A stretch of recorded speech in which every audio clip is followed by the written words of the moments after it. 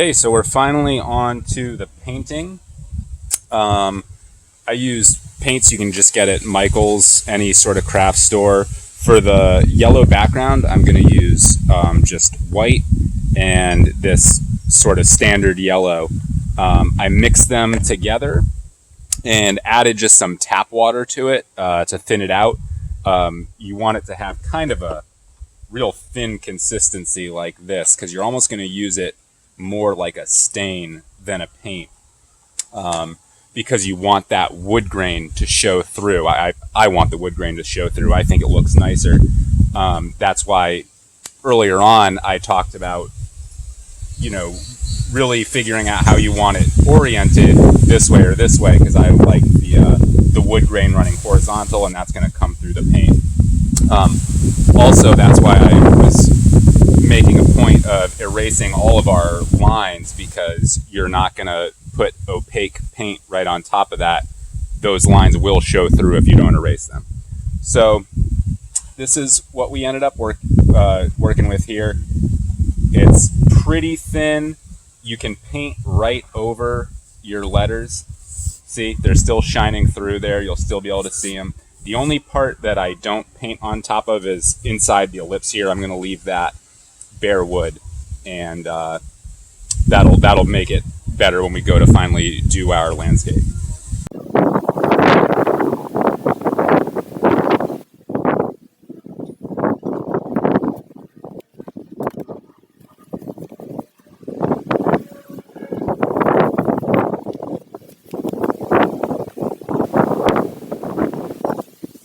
All right, got it all painted. You can see the letters are still very clearly visible through the yellow paint. We didn't cover those up at all.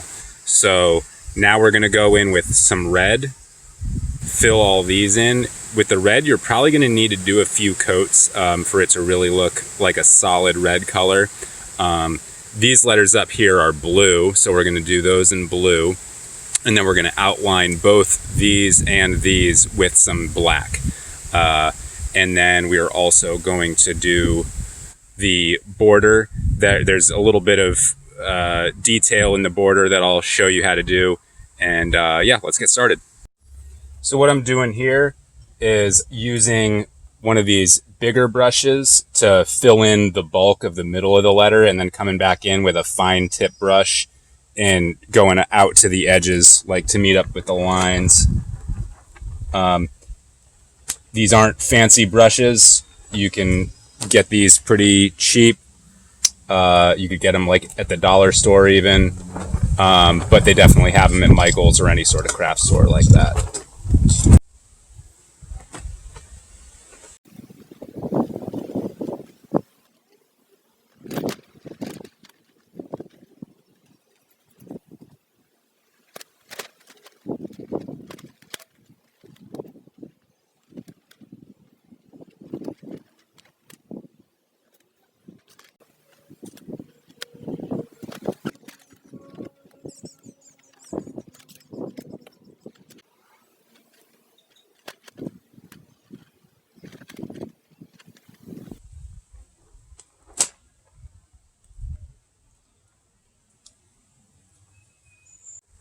All right, so we've got the welcome to all filled in with blue, Camp Crystal Lakes all filled in with red. I have not done the black outline yet. I'm going to go in and do that in a minute, but first, while I still have my red paint out, I'm going to start doing the border. And this is what the border looks like. It's just kind of a line down this way, and then starting in the middle of that line, you come down this way, middle of that line, this way, and so on and so forth. And you're just going to do that the whole way around. It doesn't connect right here. I think I mentioned that earlier. It loops in like this, okay? And then up at the top, it loops in like this. So there's no border connecting right here. And it does the same thing on this side.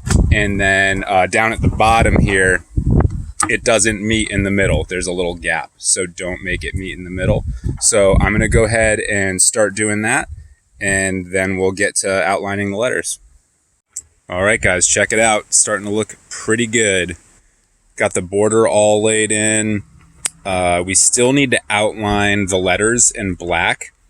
You could skip that part if you wanted to, but I promise it's going to make it look a lot better, and it's also more screen accurate.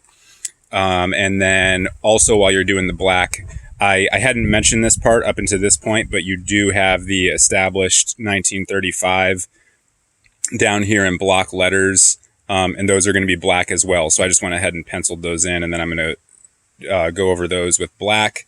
And yeah, once we do that, we'll be ready to start painting the landscape. I did want to mention quickly, while you're doing these letters, while you're outlining them in black, you want to use a real fine tip paintbrush for this part.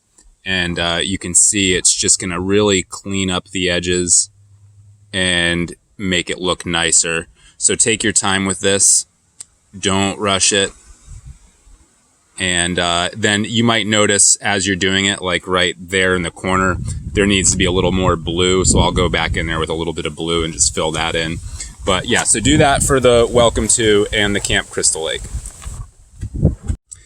Another quick thing I wanted to mention, I had a little oopsie here. The wind caught my paint tray and flipped it over and spilled all my black paint over here. Because we're working with acrylics, this isn't really a big deal. I can just wipe this up with a paper towel. You'll see there's still obviously black paint there, but go ahead and get like a damp rag or a damp paper towel and you can scrub that and it'll come right out.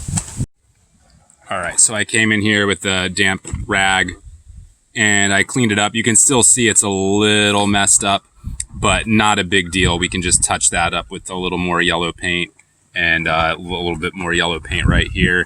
And once you outline it in black, you won't even be able to notice that anymore.